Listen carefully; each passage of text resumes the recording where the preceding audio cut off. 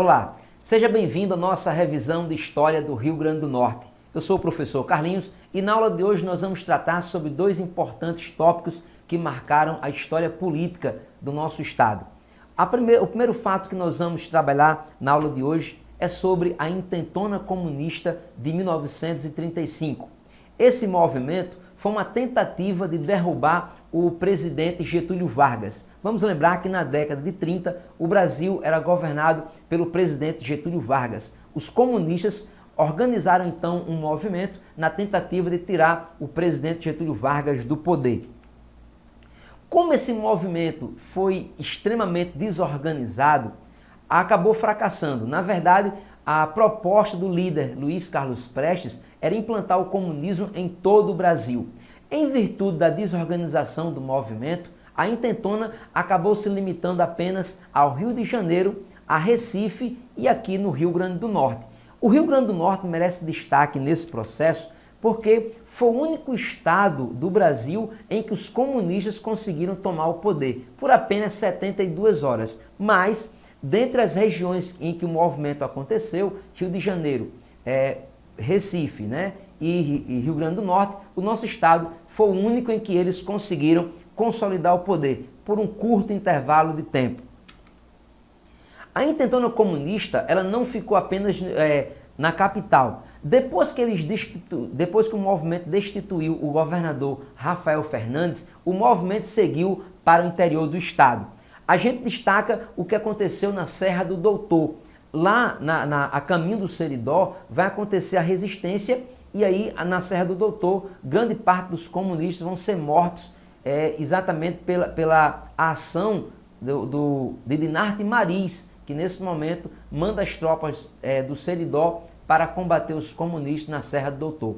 Quando a gente vai ao Seridó e passamos pela Serra do Doutor, é possível ver um marco, que é exatamente lá onde destaca o local em que ocorreu essa resistência do interior ao movimento comunista de 1935. Ao final da Intentona Comunista, o presidente Getúlio Vargas vai reprimir o movimento e aí os comunistas vão ser presos, mortos ou exilados. A Intentona, mesmo sendo frustrada, ela vai ser importante porque o presidente Getúlio Vargas utilizaria o movimento para justificar o golpe de Estado que acontece em 1937 para a implantação do Estado Novo. O presidente Getúlio Vargas, sobre a alegação de que havia uma ameaça comunista de tomar o poder no Brasil, ele então utiliza esse discurso e juntamente com a revolução, essa revolta que acontece em 35, e aí de posse desse argumento, Getúlio dá um golpe de Estado implantando a ditadura do Estado Novo. E aí, como já acabei de afirmar, Vargas utilizou a Intentona para justificar a implantação da ditadura fascista em 1937. Na imagem nós temos o líder Luiz Carlos Prestes, ele que foi o responsável pela liderança do movimento comunista em 1935. Na imagem ao lado nós temos a foto de Olga Benário, a sua companheira. Inclusive, o movimento da Intentona, ele foi registrado, retratado em um filme uma Olga. Eu até deixo aqui a indicação para vocês assistirem a esse filme. Na próxima imagem nós temos uma foto do jornal A Liberdade. Esse jornal ele foi publicado aqui no Rio Grande do Norte por ocasião da Intentona Comunista. Ele foi publicado, mas não chegou a ser distribuído. Como o movimento foi rapidamente sufocado, então o jornal ele não chegou a ser distribuído para a população, o jornal A Liberdade. E aí nós passamos para o segundo tópico, que é o Rio Grande do Norte e a Segunda Guerra Mundial. Vamos lembrar que a Segunda Guerra Mundial ela começa em 1939, quando as tropas nazistas invadem a Polônia, e terminaria em 1945, após o lançamento das bombas atômicas pelos americanos sobre as cidades japonesas de Hiroshima e Nagasaki. A Segunda Guerra Mundial vai ter uma duração aí de 6 anos. Esse conflito vai ser marcado por dois blocos, que vão exatamente lutar entre si no conflito. Nós vamos ter de um lado o bloco do eixo, formado pela Alemanha, Itália e Japão, que vão enfrentar o bloco dos aliados, formado pelos Estados Unidos, a Inglaterra e a Rússia. Nesse contexto de guerra, vamos lembrar que o Brasil vai declarar seu apoio aos Estados Unidos da América. O Brasil vai lutar ao lado dos países que defendiam a proposta democrática, né? O Brasil vai ficar ao lado dos Estados Unidos. O presidente Getúlio Vargas vai exatamente empreender esse apoio aos americanos. Portanto, o Brasil vai declarar guerra ao eixo. O Brasil vai lutar contra a Alemanha, Itália e Japão. Aqui no Rio Grande do Norte, no contexto da Segunda Guerra Mundial, os americanos escolheram o Rio Grande do Norte para servir como base militar, exatamente devido à nossa posição geográfica e estratégica, né? A grande importância que explica a implantação de bases militares americanas em Natal durante a Segunda Guerra Mundial é exatamente devido à nossa posição geográfica, porque aí os americanos utilizaram o Rio Grande do Norte como base militar de apoio aos ataques na África e também no Atlântico Sul. A cidade de Parnamirim vai ser nomeada por um jornalista pernambucano, né, com o nome de Trampolim da Vitória. Por que Trampolim da Vitória? Porque os americanos desciam, né, dos Estados Unidos até o Rio Grande do Norte e daqui eles passavam pelo Atlântico Sul e iam combater os fascistas italianos na África. Por isso que a cidade de Parnamirim, onde sediava as bases militares americanas, recebe o nome de Trampolim da Vitória. Durante a permanência dos americanos aqui em Natal, no Rio Grande do Norte, durante a Segunda Guerra Mundial, o nosso estado vai passar por inúmeras transformações culturais, né? Só para você ter uma ideia, o Rio Grande do Norte, até uma curiosidade, o Rio Grande do Norte, durante a Segunda Guerra Mundial, vai ser o primeiro país da América do Sul a consumir produtos como, por exemplo, a Coca-Cola, o chiclete, o hot dog, né? E além dos hábitos alimentares, a gente também vai ter algumas outras mudanças culturais, como, por exemplo, os nossos vocabulários. O vocabulário potiguar vai sofrer uma grande modificação devido à presença americana. Palavras como boy, ok, shopping vão ser implementadas em nosso vocabulário exatamente por causa da presença dos americanos. A participação do Brasil ao lado dos aliados apressou a queda de Vargas. Esse é um tópico bastante interessante, né? Porque o presidente Getúlio Vargas, internamente, ele adotava uma ditadura fascista, que era o Estado Novo. E, fora do Brasil, ele vai declarar guerra contra o eixo, né? Na prática, era um governo fascista de Vargas lutando contra os governos fascistas na Europa. Devido a essa incoerência, isso apressaria a queda de Vargas em 1945. Então, só para a gente organizar as ideias, durante a Segunda Guerra Mundial, o Rio Grande do Norte vai ser muito importante devido à sua posição geográfica e estratégica. Os americanos usaram o RN como apoio logístico, tanto para combates no Atlântico Sul, como combates no norte da África. E durante essa permanência americana no território potiguar, a gente vai assistir a grandes mudanças de cunho culturais. Nessa imagem nós temos uma imagem bastante icônica, né, que retrata exatamente o Rio Grande do Norte nesse período da Segunda Guerra. Você tem aí nesse jipe à frente o presidente americano Franklin Roosevelt, certo? E atrás nós temos o presidente Getúlio Vargas, que está exatamente ali ao centro, né? Essa imagem foi tirada durante a visita de Roosevelt e Vargas a Natal durante a Segunda Guerra Mundial. Aqui nós temos uma ilustração, essa foto na verdade ilustra as mudanças culturais que o Rio Grande do Norte passou durante a presença americana, né, que ocorre na Segunda Guerra Mundial. Tanto é que você tem aí a presença do chiclete, não só o chiclete, como o ketchup, o hot dog, o vocabulário. A gente vai ter uma efervescência do comércio em Natal. Só para se ter uma ideia, durante a Segunda Guerra Mundial, a população de Natal triplicou, né, a partir da presença desses americanos. Concluída então a parte explicativa, vamos passar então para a resolução das questões. Acompanhe comigo. Questão número 1. Uma questão da FENSP. Durante 4 dias, o Brasil teve um governo comunista. Frase de Moacir de Oliveira Filho. Sobre a experiência de um governo comunista no Brasil, podemos afirmar que, letra A, ocorreu simultaneamente em Natal, Rio de Janeiro e Pernambuco em 1935, quando um grupo de militantes políticos ocuparam as câmaras municipais das capitais desses estados. Na verdade, a letra A está incorreta porque perceba que o movimento se limitou realmente a Rio de Janeiro, Pernambuco e Natal. Mas se lembre que dos três, o único lugar em que os comunistas conseguiram efetivar a tomada do poder foi apenas aqui no Rio Grande do Norte, por um curto intervalo de tempo, apenas 72 horas. Então, o que torna a letra A incorreta é quando afirma que eles ocuparam as câmaras desses estados, quando na verdade foi apenas no Rio Grande do Norte em que os comunistas conseguiram tomar o poder. Letra B. Ocorreu exclusivamente no Rio de Janeiro. Não, o movimento comunista de 35, ele acontece no Rio de Janeiro, Recife e aqui no Rio Grande do Norte.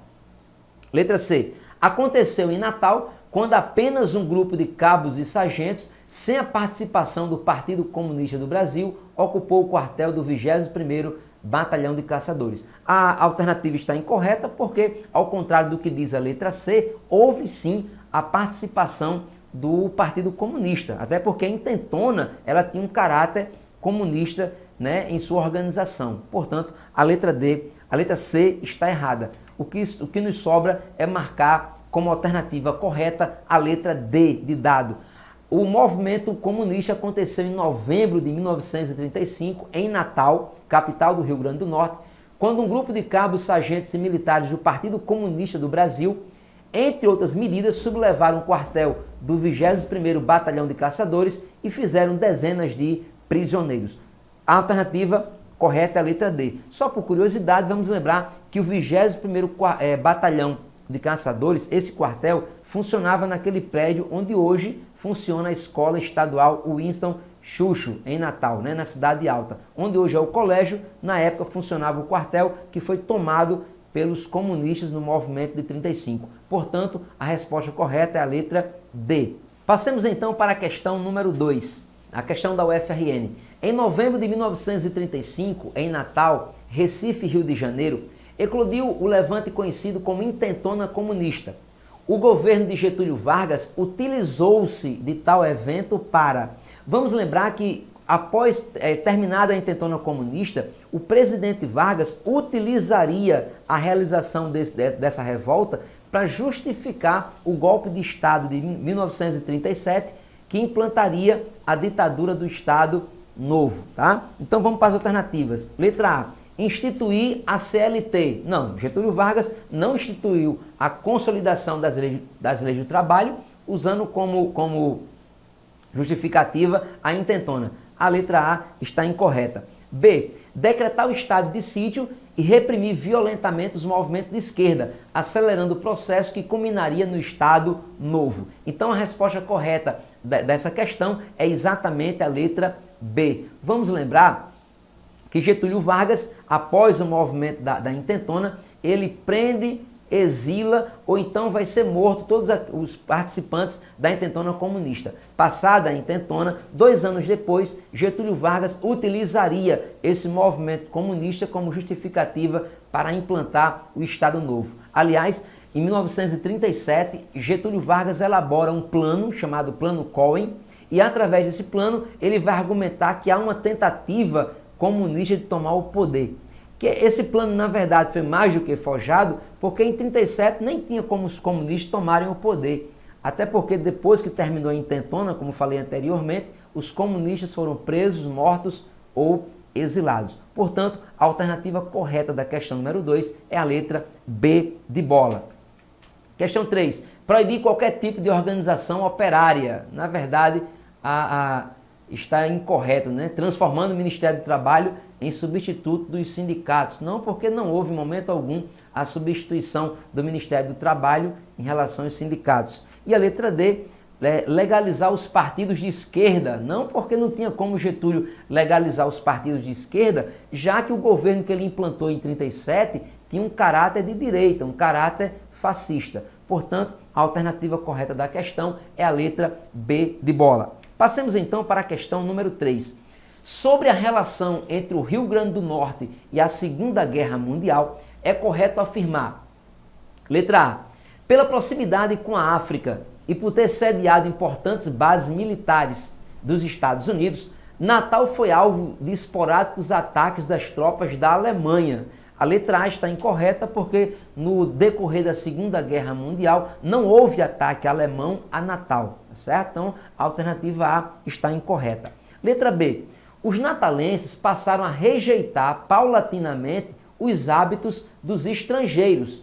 Naturalmente é uma alternativa incorreta, porque ao contrário do que diz a letra B, a população de Natal, pelo contrário, não rejeitou, ela absorveu novos costumes trazidos pelos americanos durante a Segunda Guerra Mundial. Portanto, a letra B também está incorreta. Letra C, o início da guerra e a ameaça de bombardeios aéreos mudaram o clima de festa em que Natal vivia e acirraram ainda mais as rivalidades entre brasileiros e norte-americanos. A letra C está incorreta porque não havia rivalidade entre natalenses e norte-americanos. Pelo contrário, vamos lembrar que no contexto da Segunda Guerra Mundial, não apenas Natal, mas todo o Brasil estava declaradamente lutando ao lado dos Estados Unidos. Portanto, não havia essa rivalidade, como diz a letra C. E aí, a letra D, que vai ser a nossa alternativa correta, diz assim: a presença de um grande contingente de militares de outros países, principalmente os Estados Unidos, e a circulação de moeda estrangeira agitaram de forma significativa a vida da outrora pacata Natal. Indiscutivelmente, a alternativa correta é a letra D. Vamos lembrar que a presença desses estrangeiros em Natal durante a Segunda Guerra contribuiria exatamente para significativas mudanças culturais, em nossos hábitos e nossos costumes na nossa capital, ok? E aí, para nós concluirmos, vamos para a questão número 4. Eu chamo a atenção de vocês para essa questão porque ela é muito interessante, tá? Diz assim a questão: estudando a Natal das primeiras décadas do século XX, a historiadora Flávia Pedreira, ela comenta, olha o que diz a historiadora: a cidade do Natal não entrou na modernidade pelas mãos dos norte-americanos. Pessoal, observem uma coisa. A historiografia tradicional, como é que ela retrata Natal e a Segunda Grande Guerra?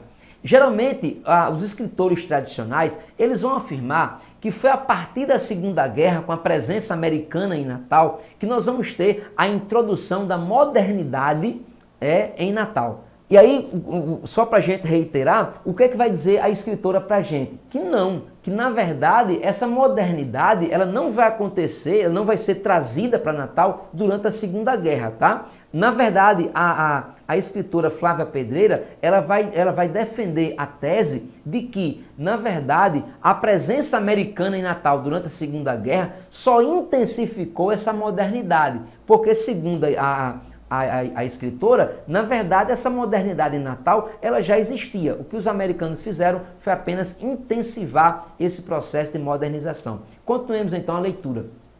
Então, a cidade de Natal não entrou na modernidade pelas mãos dos norte-americanos que aqui se instalaram durante a Segunda Guerra Mundial.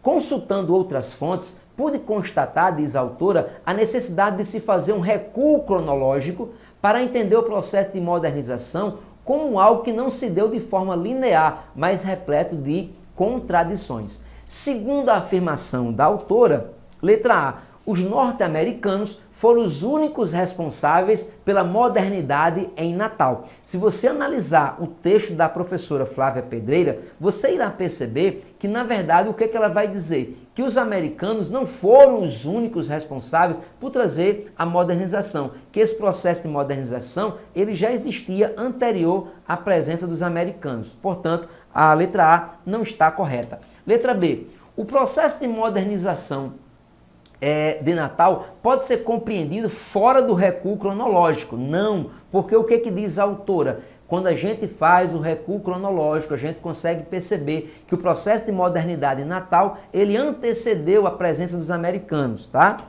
Letra C. A presença de contradições permite-nos perceber que os americanos trouxeram a modernidade a Natal. E mais uma vez eu reafirmo, não é isso que afirma a autora. Ela vai dizer que os americanos vão trazer sim, grande parte da modernização vai acontecer pelos americanos, mas não foram eles que introduziram essa modernidade na nossa capital. Então, a resposta correta da questão é a letra D. Né?